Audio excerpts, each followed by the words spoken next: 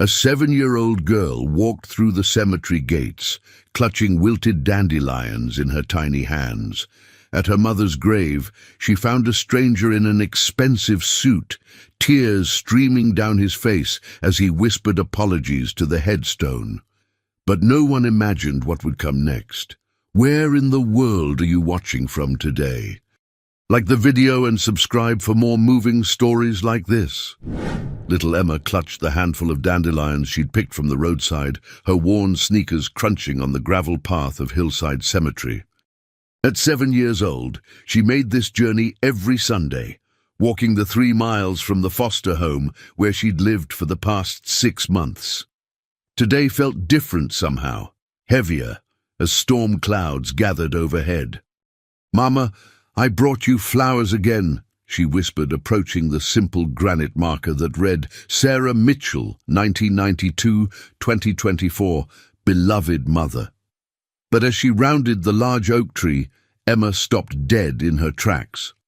A tall man in an expensive charcoal suit knelt before her mother's grave, his broad shoulders shaking with silent sobs. Emma had never seen a grown man cry like that, his hands pressed against the cold stone as he spoke in a broken voice. "Sarah, I'm so sorry. I should have been there. I should have known about—" His words trailed off as he noticed the small shadow beside him. The man's piercing blue eyes met Emma's brown ones, and something flickered across his face: recognition, shock, pain. I didn't know anyone else visited here," he said, quickly wiping his tears with the back of his hand. His voice was gentle but strained. "She's my mama," Emma said simply, stepping forward with her dandelions. "Are you sad about her too?" The innocence in her question made the man's breath catch. Up close, she could see the expensive watch on his wrist, the perfect cut of his suit, the way he seemed to belong in a different world entirely. "Yes," he whispered, his voice barely audible.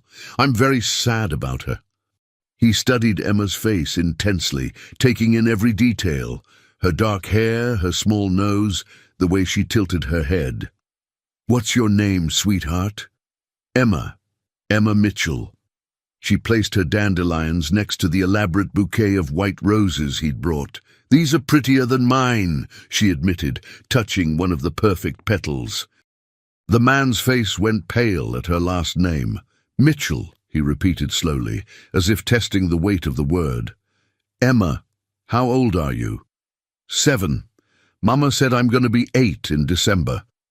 Emma sat down cross-legged beside the grave, completely unaware of the emotional earthquake happening in the man beside her. "Do you have a mama in heaven too?" The man, whose name was David Crawford, though Emma didn't know it yet, felt his world shifting beneath him. 7 years old, born in December, Sarah's daughter. The timeline matched perfectly with their brief but intense relationship 8 years ago, before he'd left for Europe to expand his business empire. "No, sweetheart, but I knew your mama a long time ago." His voice was thick with emotion as he realized he was looking at what might be his own daughter. "Where do you live now, Emma?" "With Mrs. Peterson. She's nice, but she has lots of kids and sometimes forgets my name." Emma's matter-of-fact tone broke David's heart. "Mama got sick and couldn't take care of me anymore, but I still visit her every week." David's mind raced. Sarah had never contacted him, never told him about Emma. Why? The answer hit him like a physical blow. She probably tried to reach him when he was unreachable, building his fortune in foreign countries, too busy to return calls from his past. "Emma," he said carefully, "would you like me to drive you home? It's starting to rain." Indeed, the first drops were beginning to fall, and he couldn't bear the thought of this little girl walking 3 miles in a storm. But as Emma looked up at him with complete trust, David Crawford knew his life had just changed forever. The question that would haunt him was simple yet devastating. How do you tell a 7-year-old that her father, the one she never knew existed, had been searching for meaning in all the wrong places while she grew up without him? The drive to Emma's foster home was silent except for the rhythmic sound of windshield wipers fighting against the intensifying rain. David's hands gripped the steering wheel of his black Mercedes so tightly his knuckles were white. In the passenger seat, Emma sat with her seatbelt carefully adjusted, her small hands folded in her lap as she stared out at the passing neighborhoods. "This is a really fancy car," Emma said softly, running her finger along the leather seat. "Mama always said fancy cars meant the person inside had important work to do." David's throat tightened.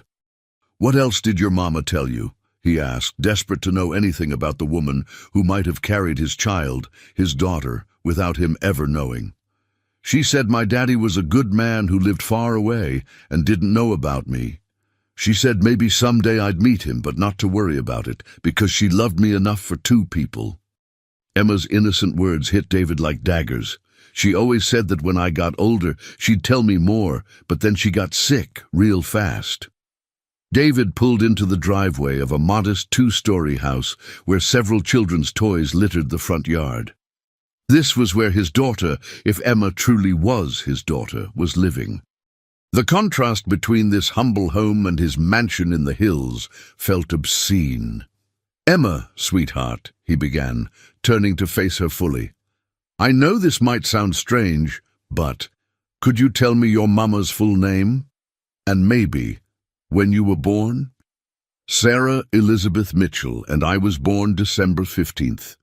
Mama always made it special because it was close to Christmas." Emma unbuckled her seatbelt, but didn't move to get out. "Why do you want to know?"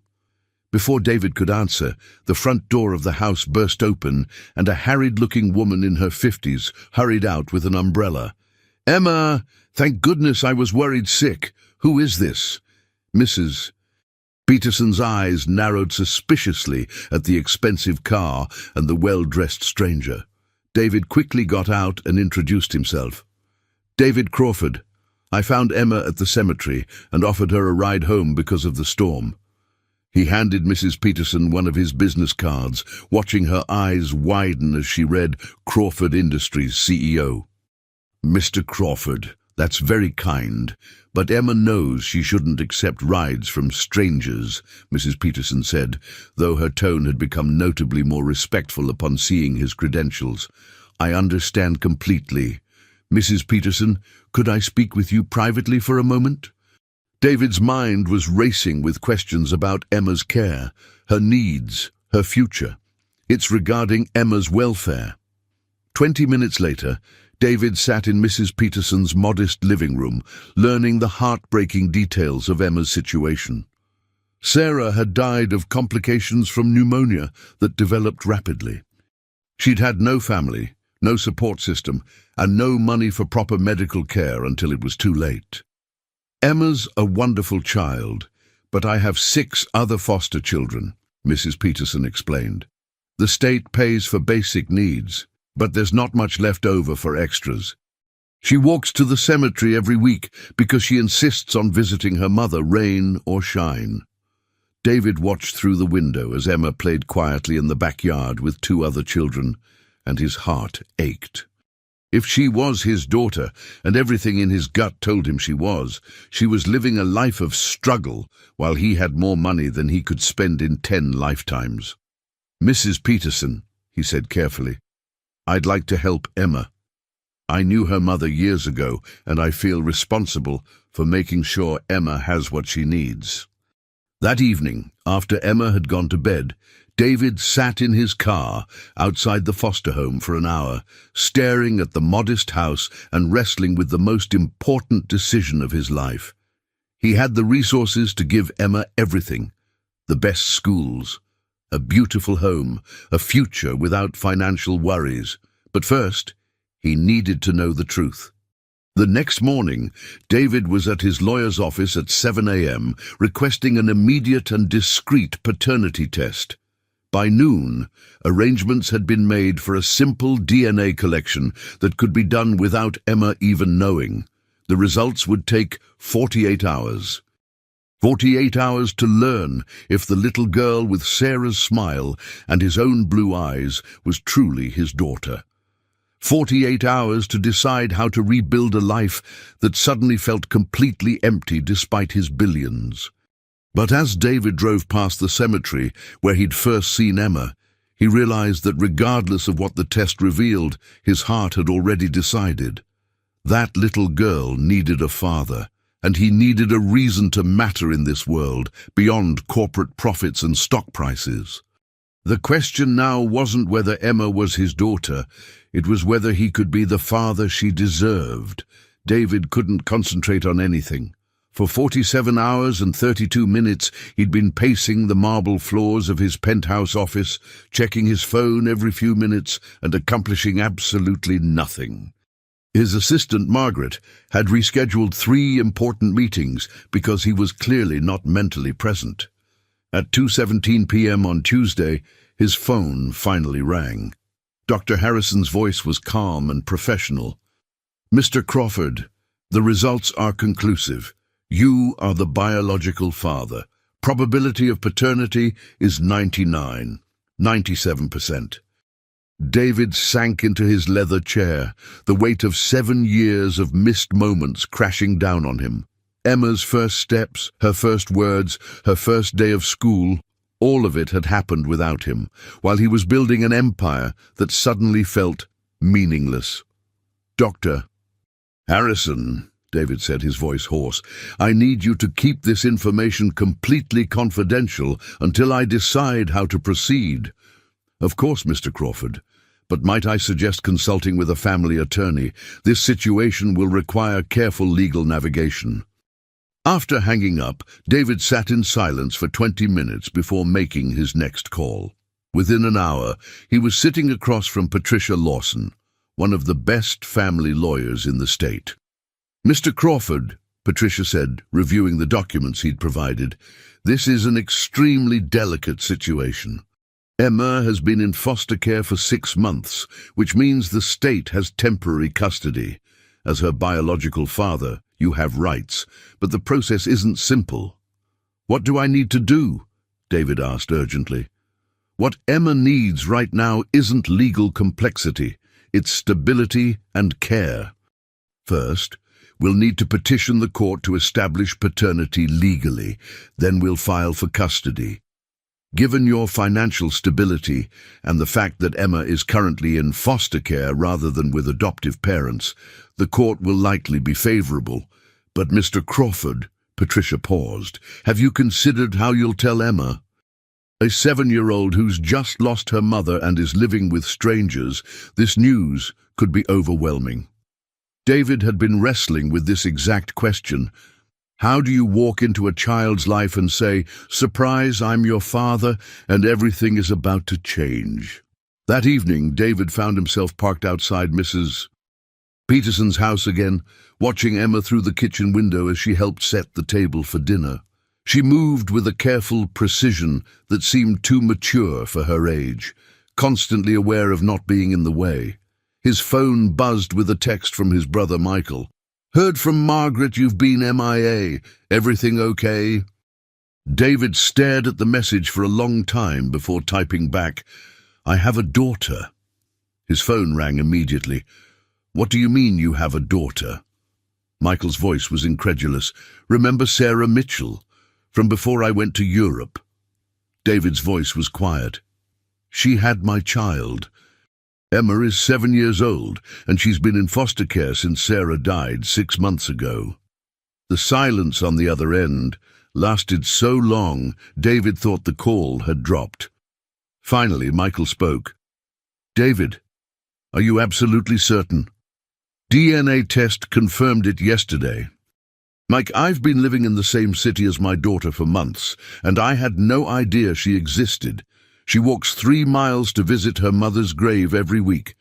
3 miles, Mike, because no one else will take her." "Okay," Michael said, his voice shifting into protective older brother mode. "What's your plan?" "I'm going to get custody. I'm going to give her the life she deserves. But first, I need to figure out how to tell her without traumatizing her further." After they hung up, David made a decision. Tomorrow he would visit Emma again, not as a stranger who'd given her a ride, but as someone who wanted to be part of her life. He wouldn't tell her the truth yet. That would come when the time was right. But he would start building a relationship with his daughter. As he drove home to his empty mansion, David realized that for the first time in years, he had a purpose that mattered more than money. Emma needed a father, and he needed to learn how to be one. The next morning, David woke up with a plan. He would start slowly, carefully, building trust before revealing the truth. He had lost 7 years of Emma's life, but he was determined not to lose another day. At 3 p.m., he knocked on Mrs. Peterson's door, carrying a bag from the local bookstore. "Mr. Crawford?" Mrs. Peterson looked surprised. "Is everything all right?" "I brought some books for Emma," he said simply. "I was hoping I could give them to her myself, and perhaps I'd like to take her for ice cream, if that's all right. With your supervision, of course." As Emma's face lit up at the sight of him, David felt something he'd never experienced before, the fierce, protective love of a father for his child. Even if she didn't know it yet, Emma Crawford was about to discover that she wasn't alone in the world after all. "Really? Ice cream just for me?"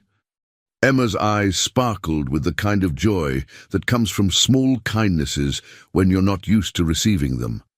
She clutched the 3 books David had brought, fairy tales with beautiful illustrations, against her chest like precious treasures. "Of course, just for you," David said, kneeling down to her level in Mrs. Peterson's living room. "But only if Mrs. Peterson says it's okay."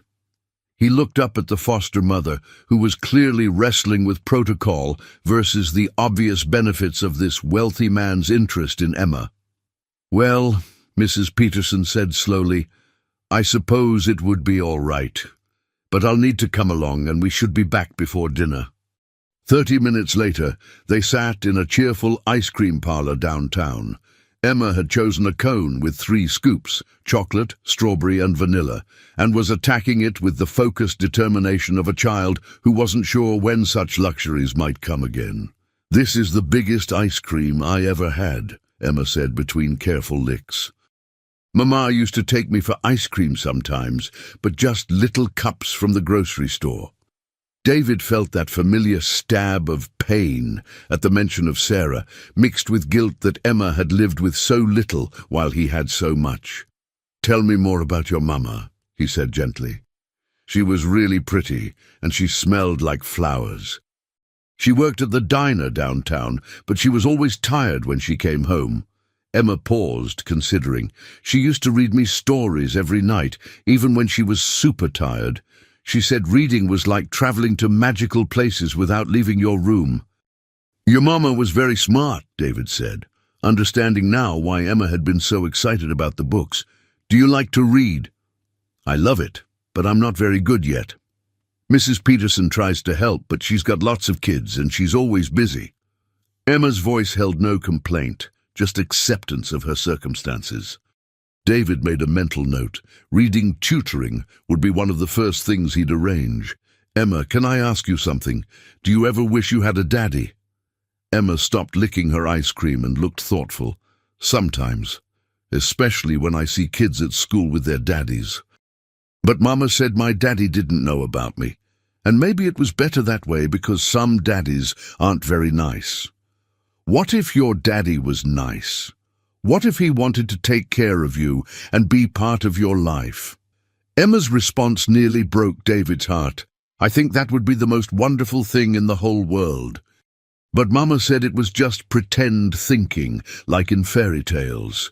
That evening, David couldn't shake Emma's words.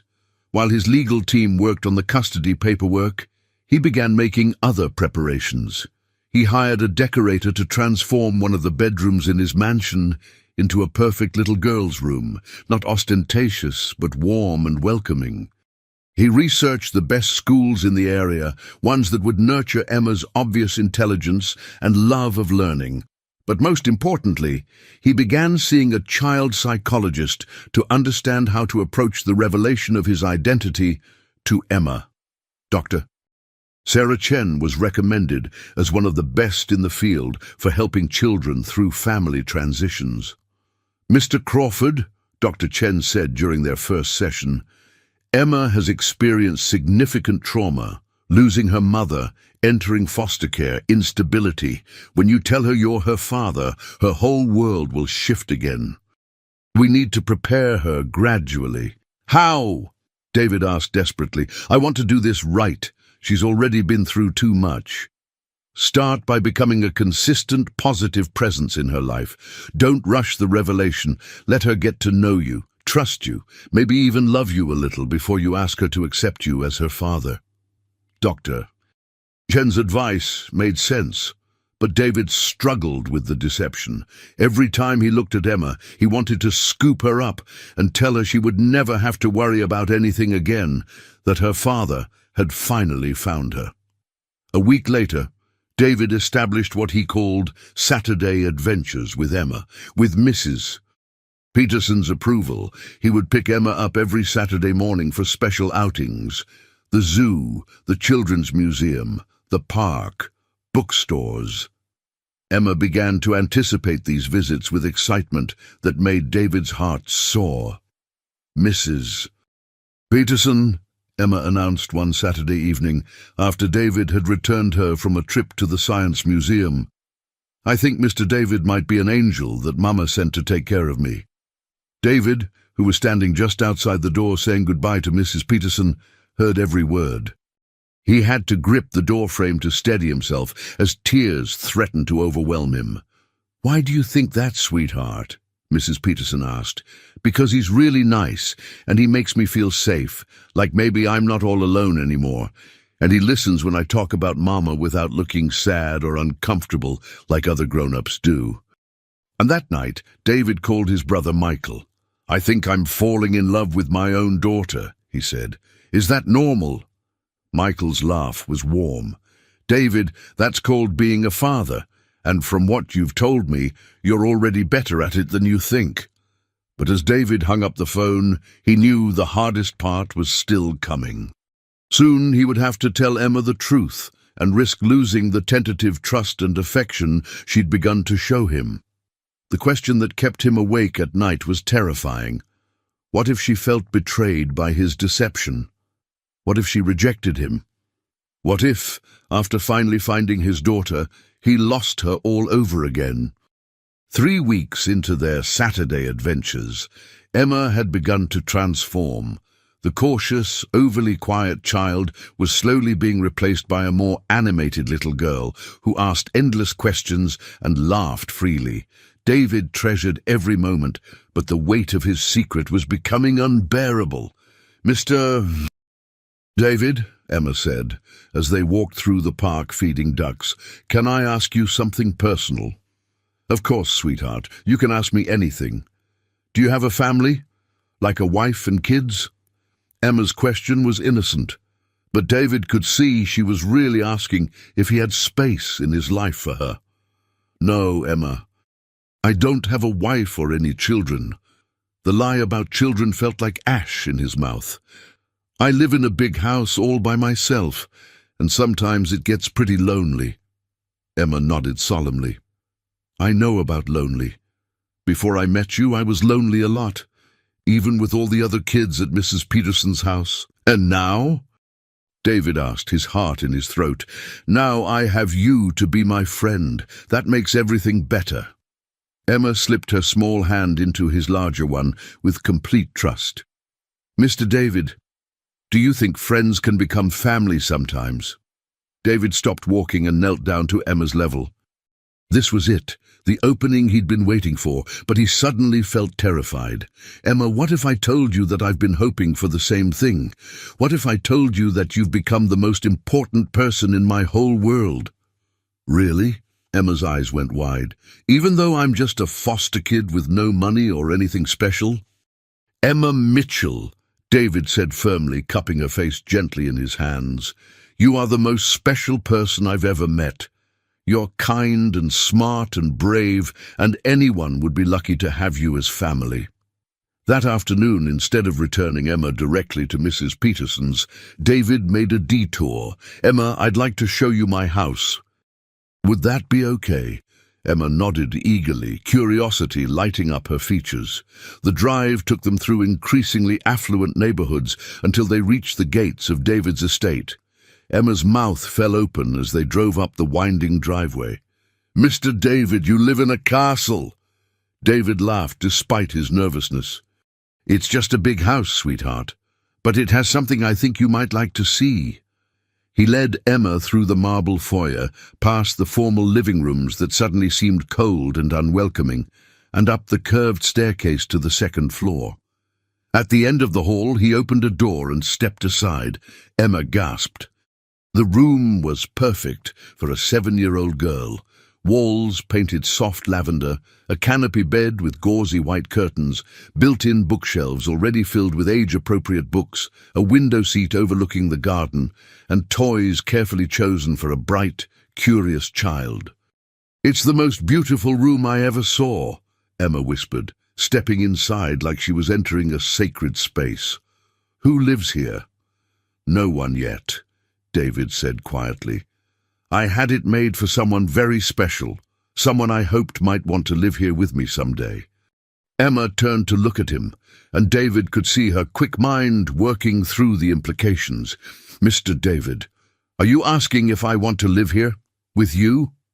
"Emma," David said, his voice shaking slightly, "there's something very important I need to tell you, something about who I really am and why I care about you so much."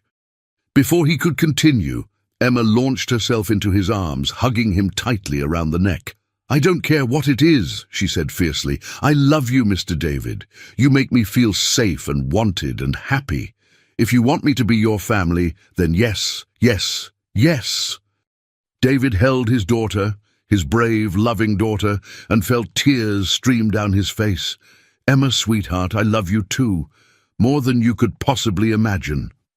As they stood in that beautiful room, with Emma in his arms and 8 years of separation finally ending, David made a decision. The truth could wait one more day. Tonight, he just wanted to hold his daughter and let her know that she would never be alone again. But tomorrow, he would tell her everything.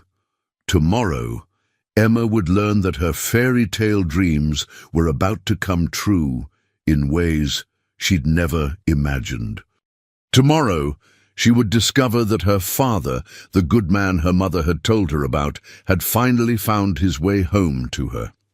The question that remained was whether a 7-year-old heart that had already endured so much loss could open itself to believe in the kind of love that changes everything. But looking at Emma's trusting face, David felt hope bloom in his chest. His daughter was stronger and more resilient than anyone he'd ever known. If anyone could handle the truth and embrace the future he wanted to give her, it was Emma Mitchell, soon to be Emma Crawford, his little girl, his daughter, his reason for everything. The next morning, David woke up with a mix of excitement and terror coursing through his veins. Today was the day he would tell Emma the truth. He'd called Mrs. Peterson the night before to arrange picking Emma up early, explaining that he had something very important to discuss with her. "Mr. David," Emma ran to him as soon as he arrived, throwing her arms around his waist. "I dreamed about that beautiful room all night. I pretended I was a princess living in a castle with my very own library." David's heart clenched. "Emma, sweetheart, come sit with me. I need to tell you something very important." He guided her to the porch swing where they could have privacy. Emma's face grew serious, sensing the gravity in his tone. "Are you okay? You look nervous." "I am nervous," David admitted. "Emma, do you remember how your mama told you that your daddy was a good man who lived far away and didn't know about you?" Emma nodded slowly. "She said maybe someday I'd meet him." David took a deep breath. "Emma, I am your daddy." The words hung in the air between them. Emma stared at him, her brown eyes wide with confusion, then wonder, then something that looked like fear. You're my daddy," she whispered. "But how? Why didn't you know about me?" Your mama and I cared about each other very much 8 years ago, but then I had to go far away for work. I didn't know she was going to have you, Emma. If I had known, I would have come back immediately. I would have been there for your birth, your first steps, everything." Emma was quiet for a long moment, processing this earth-shattering information. "So when you found me at Mama's grave, you didn't know I was your daughter?" "No, sweetheart, but the moment I saw you, something in my heart recognized you. You have my eyes, and you have your Mama's beautiful smile." David's voice was thick with emotion. "Emma, I know this is a lot to understand, but I want you to know that finding you is the best thing that's ever happened to me. Does this mean—" Emma's voice was barely audible. "Does this mean I can really live with you? In that beautiful room, and you'll really be my daddy?" "If you want me to be," David said softly. "I know I missed the first 7 years of your life, and I can never get those back. But if you'll let me, I want to spend every day from now on being the father you deserve." Emma launched herself into his arms again, but this time she was crying, happy tears mixed with overwhelming emotion. "I always wished for a daddy," she sobbed against his shoulder. "I used to wish on stars and birthday candles and dandelions that somehow my daddy would find me." "Well," David said, his own voice breaking, "it looks like wishes really do come true." Later that day, David sat with Mrs. Peterson, officially explaining the situation and beginning the legal process of gaining custody. The paperwork would take a few weeks, but Mrs. Peterson agreed to let Emma spend more time with David as they transitioned. "That explains a lot," Mrs. Peterson said thoughtfully. "I always wondered why you seem so invested in Emma specifically. And now that I know to look for it, the resemblance is unmistakable." That evening, David took Emma back to see her room, now officially her room. She explored every corner with new eyes, knowing this wasn't just a kind gesture but her actual home. "Daddy," she said, testing the word carefully. "Can I call you Daddy now?" "Emma, you can call me whatever feels right to you. Daddy, Dad, Papa, or even still Mr. David if that's more comfortable. I think I want to call you Daddy. I've been practicing saying it in my head all day." Emma climbed onto the window seat and looked out at the sprawling gardens. "Daddy, will you read me a bedtime story tonight? Mama used to do that every night, and I've missed it so much." As David tucked Emma into her new bed that night, reading from one of the fairy tale books he'd bought her, he realized that his life had completely changed in just 4 weeks. The empty mansion was no longer empty. The purposeless wealth now had meaning. The loneliness that had haunted him for years was gone. "Daddy!" Emma's sleepy voice interrupted his thoughts. "Yes, sweetheart. Do you think Mama knows that you found me and that we're going to be a family?" David kissed her forehead gently. "I think Mama knows, and I think she's very happy about it." But as Emma drifted off to sleep, David knew their fairy tale was just beginning. There would be challenges ahead, legal proceedings, adjusting to their new life together, helping Emma heal from her losses. Yet looking at his daughter's peaceful face, he felt ready to face anything. Emma Crawford was home where she belonged, and David Crawford had finally discovered what it meant to be truly wealthy. 2 months later, in early December, Emma was officially Emma Crawford. The custody hearing had been a formality. David's financial stability, the DNA evidence, and Emma's obvious happiness with the arrangement made the judge's decision easy. But more importantly, Emma had fully embraced her new life and her father. "Daddy, look!" Emma burst into David's home office, carrying a paper with a big red A+ at the top. "Mrs. Williams says I'm reading at a 4th grade level now." David's face lit up with pride. Since Emma had moved in, he'd hired the best reading tutor in the city, and Emma's natural intelligence was flourishing with proper support. "That's incredible, sweetheart. I'm so proud of you. And guess what else?" She said, "I'm one of the smartest kids she's ever taught." Emma climbed onto David's lap, a privilege she'd claimed early in their relationship. "Can we go tell Mama? I want to put my report card on her grave." "Of course we can." David had been taking Emma to visit Sarah's grave every Sunday, just as she'd done before. But now, instead of walking 3 miles alone, she rode in comfort and safety with her father. That afternoon at the cemetery, Emma chatted excitedly to her mother's headstone about her new life. "Mama, Daddy bought me so many books, and I have my own bathroom with a bathtub that's shaped like a flower. And yesterday we made pancakes together, but Daddy's not very good at cooking yet, so they were a little burnt." David watched his daughter with amazement. In just 2 months, the cautious, overly mature little girl had blossomed into a typical 7-year-old, curious, chatty, and wonderfully secure in her father's love. "Mama," Emma continued, her voice becoming more serious, "I want you to know that Daddy takes really good care of me. He reads me stories every night, and when I have bad dreams about missing you, he lets me sleep in his bed. And Mama, I think you would really like him."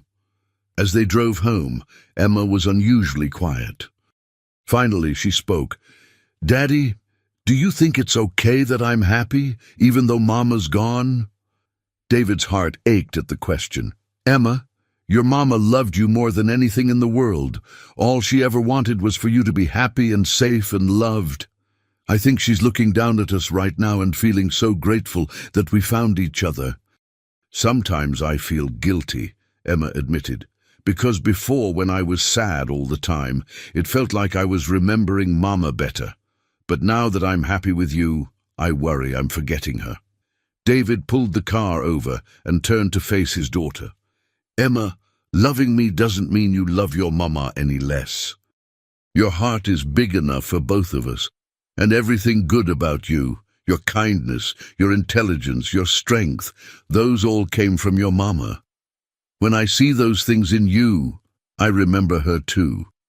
That evening, David made a decision that had been brewing in his mind for weeks. "Emma, how would you feel about having a birthday party? A real party with friends from school and cake and presents?" Emma's eyes went wide. "Really, I've never had a birthday party before. Mama always said we'd have one when we had more money, but, well, now we're going to have the best 8th birthday party ever. Who would you like to invite?"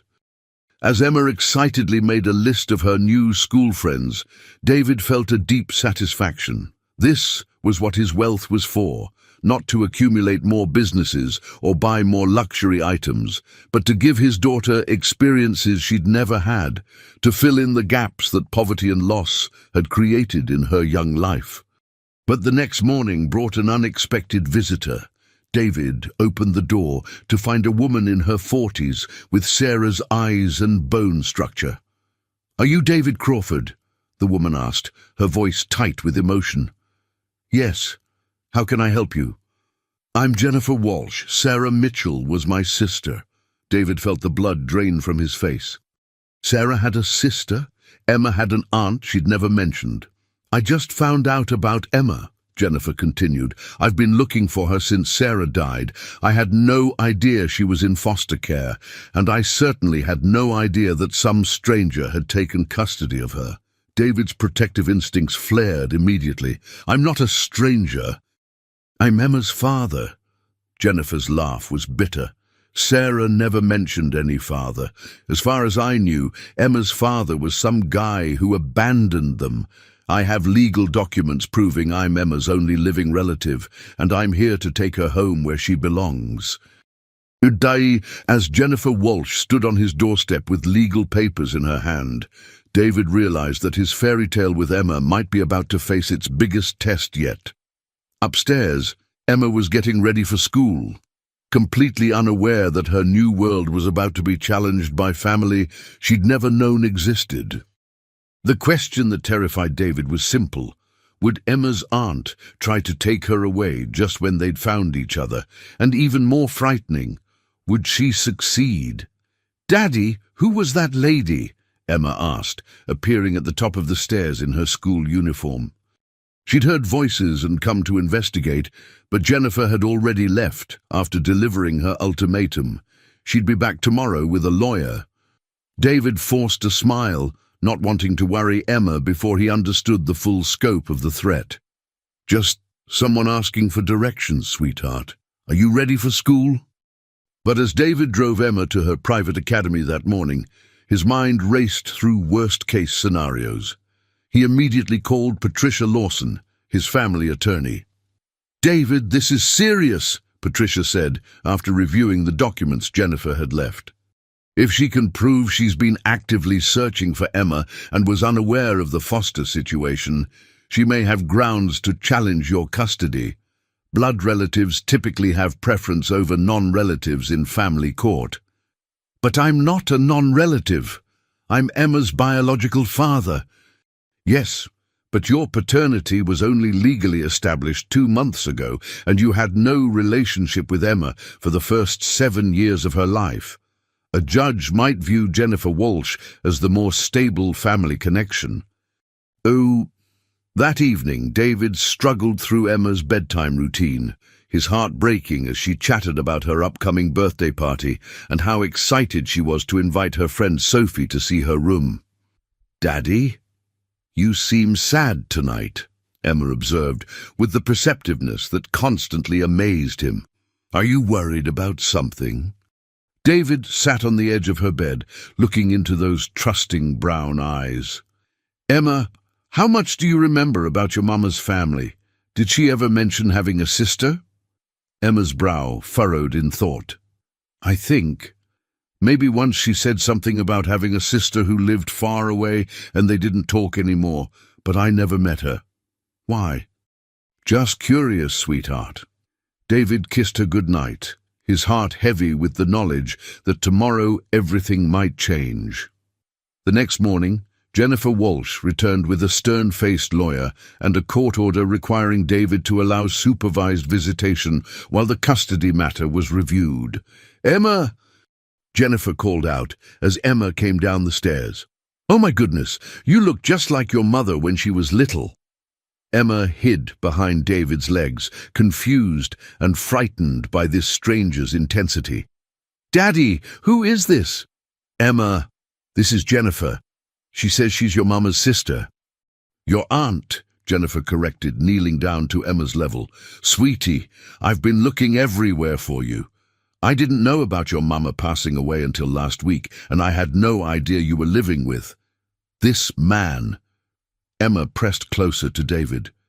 "This man is my daddy," she said firmly. Jennifer's expression softened but remained determined. "Honey, I know this is confusing, but I'm your family. Your real family. I have pictures of your mama when she was your age, and stories about growing up together.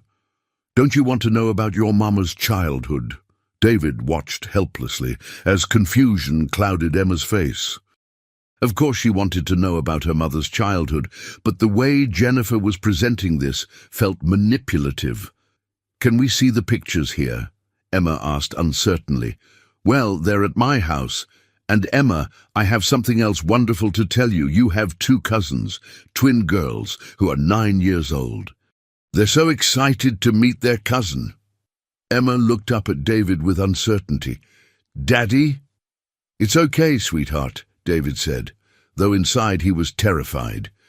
"If you want to visit with Jennifer and meet your cousins, we can arrange that." Over the next 2 weeks, Emma began spending time with Jennifer and her family.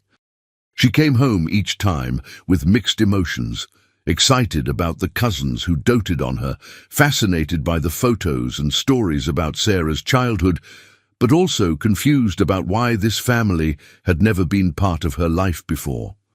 "Daddy," Emma said one evening after a particularly long visit, "Aunt Jennifer says that Mama tried to call her when she got sick, but Jennifer was traveling and didn't get the message until it was too late." David's heart sank. If that was true, it explained why Jennifer hadn't been there for Sarah or Emma during the crisis. "Aunt Jennifer says that if she'd known about me sooner, I never would have had to go to foster care," She says families should be together." Emma's voice was small and uncertain. "Daddy, she wants me to come live with her and my cousins." David felt his world crumbling. "Emma, what do you want?" Emma burst into tears. "I don't know. I love you, Daddy, and I love my new life, but Aunt Jennifer says it's not fair that I'm living with you when she's my real family. She says Mama would have wanted me to be with her." That night, David barely slept. Jennifer was playing on Emma's guilt and confusion, using her love for her mother's memory as a weapon. The strategy was working. Emma was becoming increasingly torn between loyalty to the father who'd rescued her and obligation to the family she'd never known. But the worst was yet to come. The next day, Jennifer's lawyer filed a motion claiming that David had manipulated Emma's emotions and that the child's best interests required her to be with her blood relatives who could provide proper family connections and stability. As David read the legal documents, he realized that everything he'd built with Emma, their love, their bond, their future together, was about to be put on trial. And the heartbreaking truth was that Emma, caught in the middle, was suffering the most of all. The custody hearing was scheduled for the week before Emma's 8th birthday. David hadn't slept properly in days, and Emma had become increasingly withdrawn as the legal battle intensified around her. "Daddy," Emma said on the morning of the hearing, "will you still love me if I have to go live with Aunt Jennifer?" David knelt down and cupped her face gently. "Emma Crawford, I will love you every single day for the rest of my life, no matter where you live or what happens. You are my daughter, and nothing will ever change that. But what if I never see you again?" "That won't happen, sweetheart. I promise you that no matter what the judge decides today, I will fight to be part of your life." And at the courthouse, David watched his daughter sit between a court-appointed child advocate and a social worker, looking impossibly small in the formal setting. Judge Margaret Hartwell had a reputation for being fair but tough, prioritizing children's welfare above all else. Jennifer's lawyer spoke first, painting a picture of a grieving aunt who had desperately searched for her orphaned niece, only to find her living with a virtual stranger who had manipulated a child's vulnerable emotional state.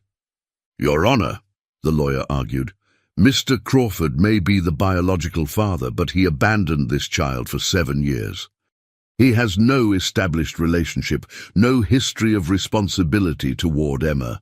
Mrs. Walsh, on the other hand, represents genuine family connection and stability." David's attorney, Patricia, countered forcefully. "Your Honor, Mr. Crawford didn't abandon his daughter. He never knew she existed. Sarah Mitchell never contacted him about her pregnancy. From the moment Mr. Crawford learned of Emma's existence, he has provided exemplary care, stability, and love." The most painful part came when Emma was asked to speak privately with the judge. David watched his daughter disappear into the judge's chambers, knowing that her words could determine their future. 20 minutes later, Emma emerged with tears on her cheeks. Judge Hartwell called for a brief recess before delivering her decision. In the hallway, Jennifer approached David. "Mr. Crawford, I want you to know this isn't personal. I just think Emma belongs with family." "I am her family," David said quietly. "I'm her father. You're a stranger who's had her for 3 months. I'm her blood relative who's wanted her all her life."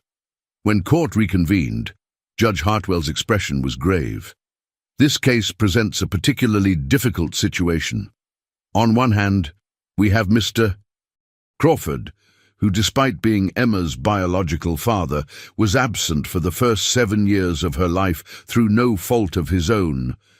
On the other hand, we have Mrs. Walsh, who represents extended family connection, but was also absent during Emma's time of greatest need." David's heart pounded as the judge continued. "I've spoken extensively with Emma, and it's clear that this child has formed a strong, healthy attachment to Mr. Crawford. However, I'm also concerned about the rapid nature of this placement and the importance of extended family connections. The courtroom was silent as Judge Hartwell delivered her verdict. Custody will remain with Mr. Crawford as the biological father who has demonstrated excellent care and commitment to Emma's welfare. However, Mrs. Walsh will be granted generous visitation rights, and I'm ordering that Emma maintain regular contact with her extended family. David felt his knees go weak with relief, but Judge Hartwell wasn't finished. Furthermore, I'm ordering family counseling for all parties to help navigate this complex situation. Emma has experienced significant trauma and change, and it's crucial that the adults in her life prioritize her emotional well-being above their own needs. As they left the courthouse, Emma slipped her hand into David's. "Daddy, does this mean I get to stay with you?" "Yes, sweetheart, you get to stay with me. And I still get to see Aunt Jennifer and my cousins?" "Yes, and I think that's a good thing. They love you, and you should know your mama's family." That evening, as they sat in Emma's room preparing for her birthday party the next day, Emma asked the question that had been weighing on David's mind too. "Daddy, why didn't Mama ever tell Aunt Jennifer about you? Why didn't she tell you about me?" David chose his words carefully. "Sometimes grown-ups make mistakes when they're scared or hurt, sweetheart. Your mama was probably afraid and didn't know what to do. But the important thing is that we found each other when we were supposed to. Do you think Mama's happy that I get to stay with you?" "I think Mama is very happy that you're loved and safe and surrounded by people who care about you. Me, Aunt Jennifer, your cousins, all of us." As Emma finally drifted off to sleep the night before her 8th birthday, David reflected on how much their lives had changed in just 4 months. They'd gone from strangers to father and daughter, weathered a custody battle, and emerged as a real family. But he knew their story wasn't over yet.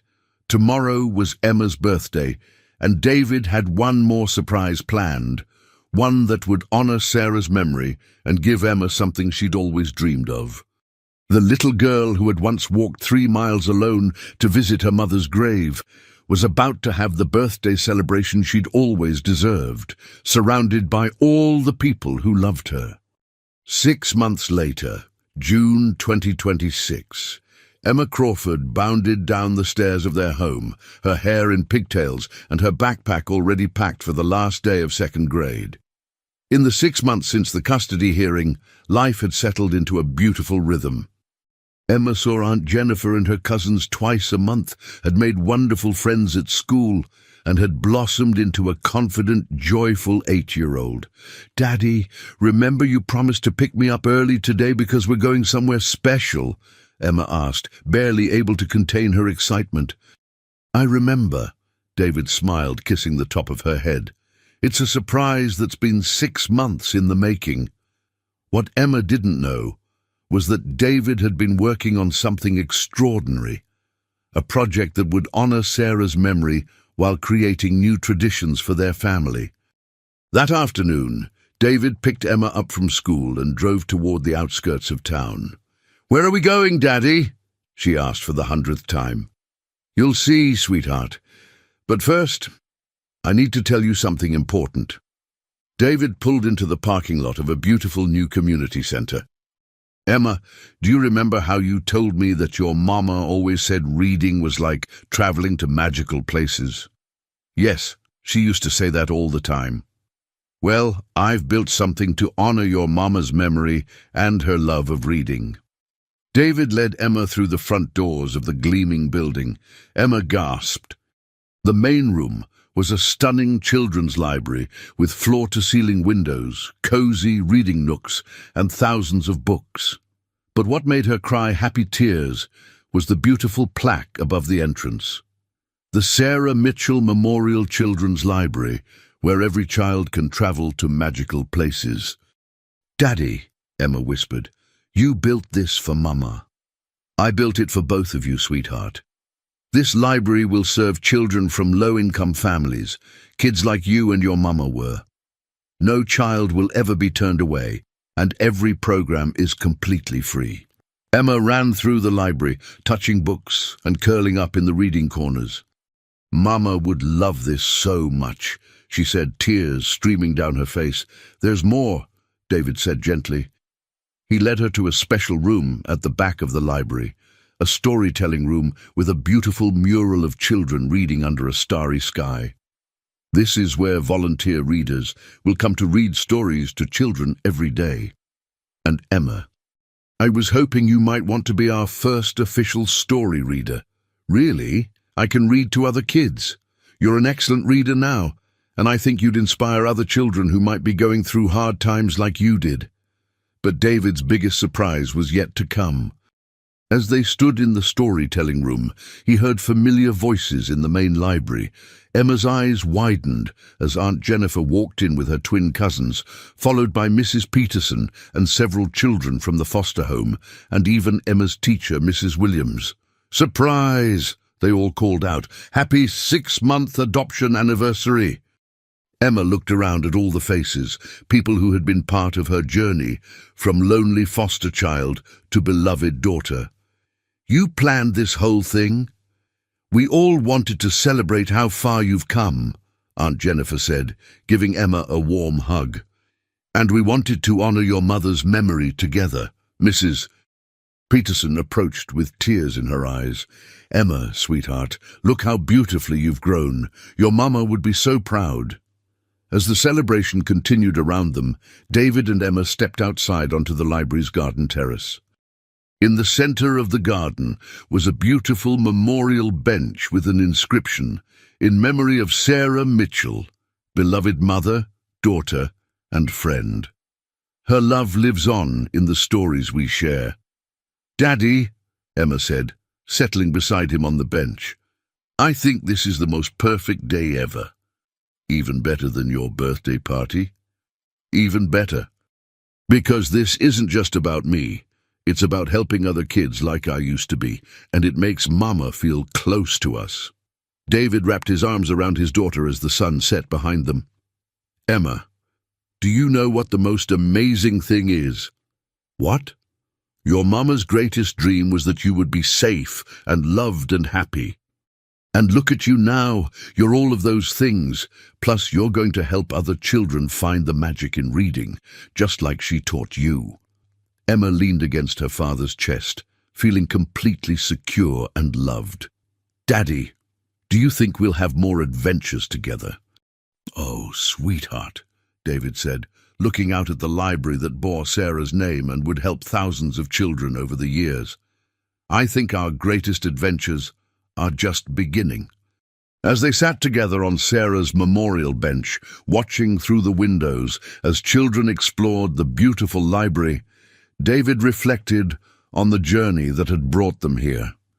A chance meeting at a cemetery had led to the most important relationship of his life.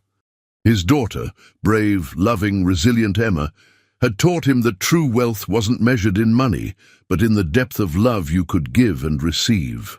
Emma Crawford was home, she was loved, and she was exactly where she belonged. And Sarah Mitchell's legacy would live on forever in the stories shared within these walls, and in the extraordinary young woman her daughter was becoming. The little girl who had once walked 3 miles alone to bring her mother dandelions was now surrounded by a family who would move mountains for her. Sometimes the most beautiful stories begin with the most heartbreaking moments, and sometimes the greatest love stories are between a father and daughter who found each other just when they needed it most.